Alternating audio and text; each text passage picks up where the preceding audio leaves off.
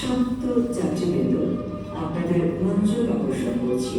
কিছুক্ষণের মধ্যে আমরা ঢাকা বিমানবন্দর স্টেশনে পৌঁছে যাব। এই ট্রেন চলে আসছে, চলো চলো আসো। তোমার কোনো হুঁশ জ্ঞান নেই, একটা কাজ তো ভালো করে করতে পারো না, কলকাতাও ছিঁড়ে ফেললাম। হ্যাঁ হ্যাঁ, ইচ্ছা করে করছো, চুপ করো, আসো। আপনি তো সাবধানে বসেন। ভাই সাবধানে কথা বলে না তো, বসো এখানে, মাথায় ঘুরে ঠিক করো না তুমি।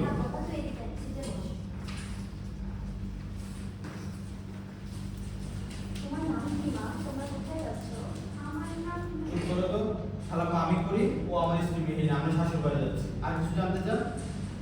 আম্মা আপনাকে কত বলতে হবে কেন? আমি সবথেকে বেশি বেশি কথা বলি।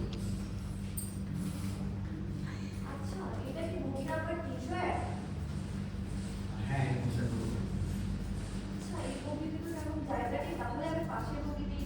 মেন যাবো তো, এই মেয়ে এদিকে আসো, এখানে জায়গা আছে।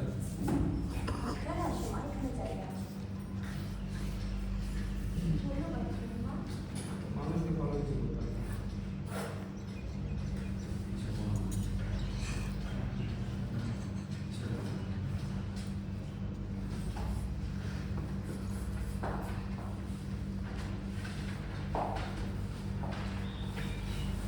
দ্বিতীয় দৃশ্য, একটি চলচ্চিত্রের বগিতে কয়েকজন যাত্রীর সাধারণ কথাবার্তার মধ্যে দিয়ে গল্পটি এগিয়ে যায়। সেখানে কথোপকথনের ভিতর দিয়ে ধীরে ধীরে উন্মোচিত হয় সম্পর্ক এবং সামাজিক মানসিকতার টানাপোড়েন। এই ছোট্ট পরিসরে দেখা যায় নারীর প্রতি আচরণ, প্রতিভা এবং মানবিকতার সূক্ষ্ম ধারায়, যা আমাদের বাস্তব সমাজের প্রতিচ্ছবি।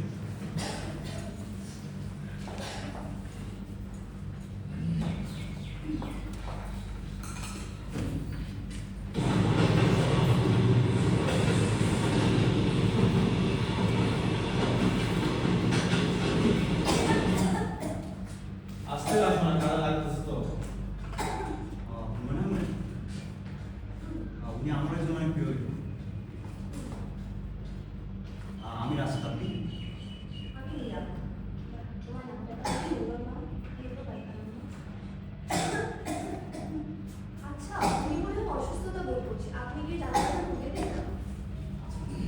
ভাই বসন্ত, বাইরে অনেক লোক বসে থাকে আছে, পাগল হয়ে যাবে। আরে চাদর আমার কাছে ভাই। না যে না করো।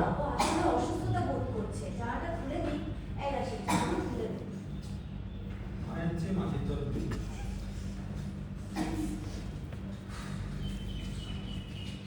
এই মেয়ে একা যাচ্ছ নাকি? না না, সমস্যা হবে না, আমি জিজ্ঞেস করলাম। ঠিক আছে, মানুষগুলো কেমন জানি। আচ্ছা বলতে পারি বুঝছো, এখানে আশেপাশে কথাবার্তা বলে না,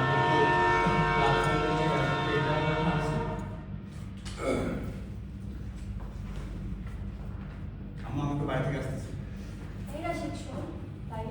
খাবার পানি পেলে সবার জন্য নিয়ে আসবো। তাড়াতাড়ি করুন মা।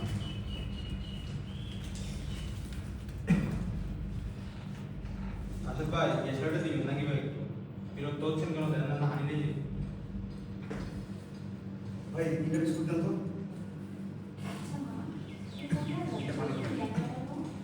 আসলে মা, আমি আমার গ্রামের বাড়িতে যাচ্ছি। আমার বাবা অসুস্থ, তো বাবাকে দেখতে। আমার পরিবারের একটা নেই। না খালাম্মা, ছোট থেকেই আমি একা বড় হয়েছি। আমার মা ছোট থাকতে মারা যায়। না না খালাম্মা, আপনার হাতের চুড়িগুলো তো অনেক সুন্দর। তাই আপনি চাইলে পড়তে পারেন। আমার কি আর এত সব থাকতে আছে? কেন চুরি পরা নিয়ে আমার কিসের বিড়ম্বনা? আসলে আমার স্বামী আমাকে সব মানে আম্মা তেমন কিছু পাইনি, বিস্কুট আর নিরা তুমি কি নেন? না না থাক। নাও না মা, একটা নাও। খাও। আপনি তো ওর তো কিছু দিচ্ছেন না, একটা বিস্কুট নেন অন্তত।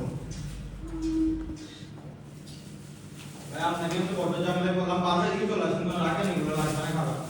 আরে ভাই খাবারই তো দিচ্ছি। না খাবার দিয়ে না, খাবার ফিরিয়ে দিতে হয় না বাবা। অনেক খাবার দিচ্ছেন। খাবারই তো দিচ্ছি ওকে। আপনি আমার উত্তেজিত হচ্ছেন কেন? কখন থেকে ওনাকে জ্বালিয়ে যাচ্ছেন আপনি? আচ্ছা খাওয়া বলেছে।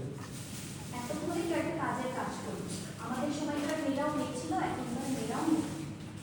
খালা আপনি বিভিন্ন সন্তান কথা বলা মনে হচ্ছে, বুঝছেন? চুপ থাকি। এ ভাই আমার মাকে চুপ করতে বলার আপনি কে? উঠছেন থেকে সকালে সবাই এখানে চুপ চুপ করে যাচ্ছেন, সমস্যা কি আপনার? আসলে তখন থেকে আপনি সবাইকে চুপ চুপ করেই যাচ্ছেন কেন? এভাবে চুপ করে জমিয়ে রেখে আমি বুঝে দিয়েছি বাবা। অনেক কিছু পাইছে, কেন আর বুঝতে লাগবে না। থাকতো না বাবা। আপনি পর্দা করা শুরু করেন, কেমন করে না? আমার সাথে কথা বলতে পারবেন? হ্যাঁ, এসব মানুষের সাথে কথা বলেই ফালতু বলতে। কিছু বলতেন না? আর আমি কিছু বলি নাই, থাকেন। পরিবেশই নষ্ট। তুমি হাসলে কেন? চুপ করো। আজকাল এই যে হাসি বেরোচ্ছেন, তোমাকে নিয়ে যাচ্ছ কোথায়? তোমার বাপের বাড়ি গেলে টাকা সব কিছু আর জীবন যাবো না আমি। বিয়ের পর তো প্রথমবার নিয়ে যাচ্ছেন। প্রথমবার দ্বিতীয়বার কি যে অবস্থা?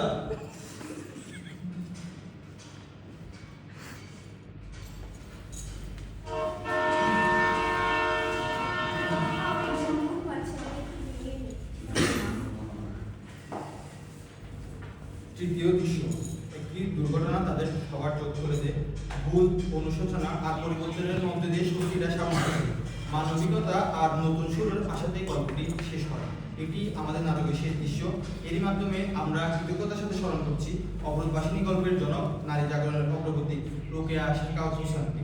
ওনার বপন করা চিন্তার বীজ আমাদের মধ্যে প্রজন্ম থেকে প্রজন্ম প্রবাহিত হতে থাকুক, এই কামনা করছি।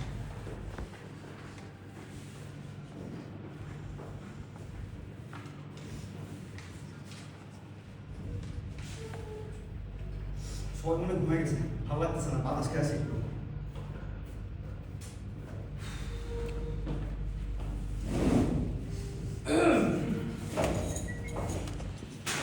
আরে, আপনি এখানে কি করছেন? আমার পাশে এসে একটা অসভ্যতা করছেন কেন? কি হয়েছে মা?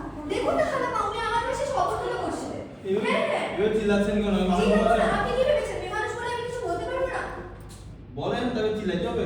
হ্যাঁ, অবশ্যই। আপনি এখানে এসেছেন কেন? আপনি আমার পাশে কেন বসেছেন? তুমি কখন থেকে এত কথা বলা শুরু করলা? চুপ করে বসে থাকো। আমি তো কথা বললেই দোষ, আপনি করলেই দিলা, আপনি করলেই দিলা। আমা, তুমি কার হাওয়া লাগছে তোমার গায়ে বসো। হাওয়া লাগতে পারে, কি বুঝাতে চাচ্ছেন আপনি? আপনার নিজের হাওয়া সহমতে লাগে না, বুঝছেন? চুপ করে বসে থাকেন। ভাই, আপনি একটা স্ত্রীর সাথে কথা বলতে পারেন না। আমার স্ত্রী কি কথা বলে আপনি শিখিয়ে দিবেন ভাই? আরে ভাই, সেই স্ত্রী অনেক একজন মানুষ। আর এমনি চিল্লাইলে সবাই ঠিক হয়ে যায় না, বুঝছেন? বিনয়ের সাথে কথা বলেন। বিয়ে করেন নাই তো বিনয় দিবে সাজন হয় না, বুঝছেন?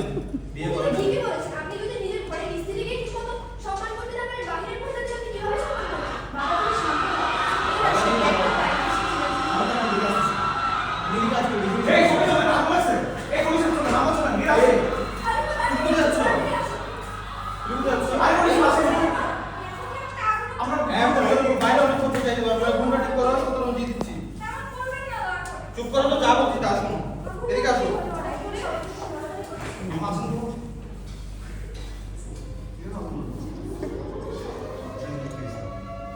এদিকে বসো। আমরা দূরে গিয়ে দাঁড়াই।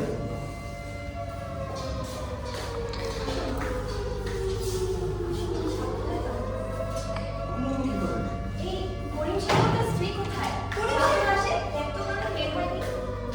আচ্ছা, আমি দেখে আসছি। সাবধানে থাকিস বাবা। এটা কি? বস্তা মনে হলো। পুলিশ সাহেব কই? পুলিশ সাহেব? আরে পুলিশ সাহেব না। পুলিশ সাহেব। এই পুলিশ সাহেব। আরে গুরু ভাই।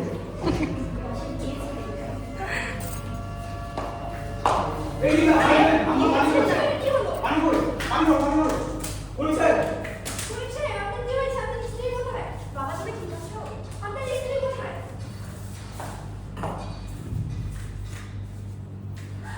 ও আল্লাহ, আল্লাহ রে।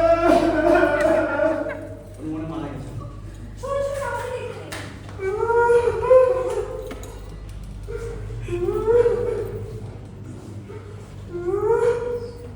ইন্না লিল্লাহি ওয়া ইন্না ইলাইহি রাজিউন। পুলিশ সাহেব, পুলিশ সাহেব। সত্য বলুন। ও আল্লাহ, ধৈর্য দাও লোকটাকে খোদা। বাবা থামো বাবা, এখন আফসোস করে কি হবে বলো? পৃথিবীতে যাওয়া আসাতে আমাদের কারো হাত নেই। যেটা বলে যে কেউ ঠেকাতে পারবে না, কিন্তু কিছু জিনিস আল্লাহ আমাদের হাতে দিয়েছে বাবা, এটা তুমি মনে রেখো। তার মধ্যে কাল একটা মাস পর্যন্ত ধরে ধরে মরে যাবে। আজকে আপনার জন্য একবার দেখো, এটাকে চুপ করো তো। এ ভাই, আপনি এখনো ভালো হলেন না। এখন ইয়ে করে যাচ্ছেন। আপনার বহু পদ্ধতি ধরে মারা গেল। রাশি ঠিকই বলেছে বাবা। আজকে আপনাদের মতো এইসব অযাচিত পর্দাপথের জন্য একজন অসহায় নারীকে তার প্রাণ হারাতে হতো। অথচ এইসব পর্দাপথই ছিল মুসলমান নারীদের আত্মরক্ষার জন্য, নইলে তাদের নিজেদের ইচ্ছাতেই। ওরেন ওরেন, শক্ত হন। ওরেন ওরেন ভাই।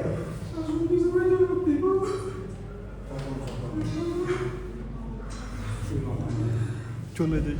আমার ভুল হয়ে গেছে। আমি কখনোই আর অরাজিত বর্তমানে আমার পরবর্তী প্রজন্মের কাছে চাপাই দিব না। এটা বুঝতে তোমার অনেক দেরি হয়ে গেল বাবা। আর একটু আগে বসে তোমার স্ত্রীকে বাঁচানো যেত। আপনারা সবাই আমাকে ক্ষমা করে দিন। আজকে